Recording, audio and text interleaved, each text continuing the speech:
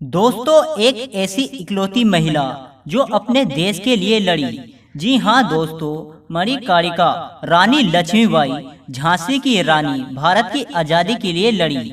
भारत की आज़ादी की लड़ाई में लक्ष्मीबाई ने हिस्सा लिया था, लेकिन कुछ ऐसे लोग भी रहे जिन्होंने लक्ष्मीबाई की लड़ाई को भारत की नहीं, सिर्फ झांसी को बचाने की लड़ाई माना। लक्ष्मीबाई झांसी के लिए लड़ी थी या अपने देश के लिए? ये सवाल बार बार उठाया गया कि ब्रिटेनी इतिहासकारों ने इस स्वतंत्रता की लड़ाई कहने से नकारा है। वो इसे गदर या बगावत कहते हैं। दोस्तों, झांसी का शंकर किला आग की लहरों में लिपटा हुआ।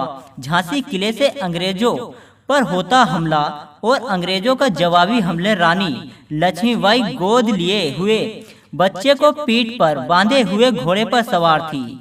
दोस्तों, झांसी की रानी का नाम लेते ही हमारी आंखों के सामने ये तस्वीर आ जाती है। इस लड़ाई में लक्ष्मीबाई ने आखिरी सांस ली थी, लेकिन ये कहानी सिर्फ तस्वीर भर की नहीं है। रानी लक्ष्मीबाई पर क्या बीती थी, इसको समझने के लिए सन 1857 और 58 के दौर को जानना होगा। आइए जानते हैं। दोस्तों, मोरोपंत तांबे पेशवाओं के यहाँ नौकरी करते थे। मोरोपंत के घर बिटिया ने जन्म लिया। नाम रखा मणिकर्णिका। मणिकर्णिका की शादी झांसी के राजा गंगाधर नेवालकर के साथ हुई। शादी के बाद मणिकर्णिका को लक्ष्मीबाई के नाम से जानने लगे। सन 1851 में लक्ष्मीबाई और गंगाधर को एक बच्चा हुआ, लेकिन सिर्फ 3 महीने में उस नवजात शिशु की मौत हो गई। कुछ वक्त बाद गंगाधर राव की तबीयत बिगड़ गई। 20 नवंबर सन 1853 में गंगाधर राव ने एक बच्चे को गोद लिया। गोद लेने के दूसरे दिन बाद गंगाधर राव की मौत हो गई। दोस्तों, अंग्रेजी हुकूमत ने नागपुर, ताजावर, सतारा जैसे मराठों के प्रिंसली स्टेट को समाप्त कर दिया और ब्रिटिश कंपनी का हिस्सा बना लिया। और गंगाधर राव की मौत के बाद झांसी को भी खत्म करने की लॉर्ड डलहौजी की साजिश थी। उन्होंने दामोदर राव को झांसी का वारिस मानने से इनकार कर दिया था और झांसी को विलय करने का आदेश जारी कर दिया। 13 मार्च 1854 को रानी लक्ष्मीबाई को यह आदेश मिला।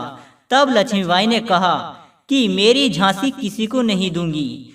इस वाक्य की वजह से लक्ष्मीबाई का इतिहास में नाम अमर हो गया।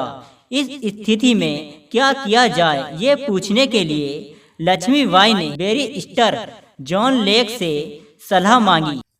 जॉन लेग ने उन्हें इस मामले में फिलहाल चुप रहने की सलाह दी। इसलिए शुरू के दौर में लक्ष्मीबाई ब्रिटेनियों के साथ बातचीत में मसला सुलझाने की कोशिश करने लगी, लेकिन जब उन्हें विश्वास हो गया कि बातचीत से मसले का हल नहीं होगा, तो रानी लक्ष्मीबाई ने बाणपुर के राजा मर्दान सिंह को एक खत लिखा, अपनी इच्छा जाहिर की। लक्ष्मीबाई ने खत में लिखा था कि भारत अपना देश है, विदेशियों की गुलामी में रहना अच्छा नहीं है, उनसे लड़ना अच्छा है।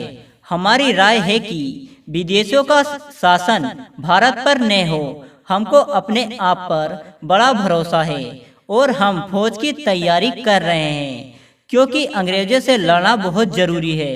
इतिहासकारों यशोधन जोशी ने BBC से बातचीत में बताया कि बगावत के दौर सिर्फ अपने राज्य के बारे में न सोचकर अंग्रेजों को इस देश से उखाड़ फेंकने की मानसा दिखाई। रानी लक्ष्मीबाई ने लक्ष्मीबाई पर अपना अधिकार बनाए रखने के लिए झांसी की रानी ने अंग्रेजों के खिलाफ जंग छेड़ दी। लक्ष्मीबाई से पहले नाना साहब पेशवा ने भी अंग्रेजों के खिलाफ जंग छेड़ दी थी। तो दोस्तों, यह थी रानी लक्ष्मीबाई की कुछ लड़ाई की शुरुआत की कहानी। आपको कैसी लगी, हमें कमेंट बॉक्स में जरूर बताएं। और ऐसे नए नए वीडियो देखने के लिए सब्सक्राइब करें हमारा YouTube चैनल छोरा चमार का।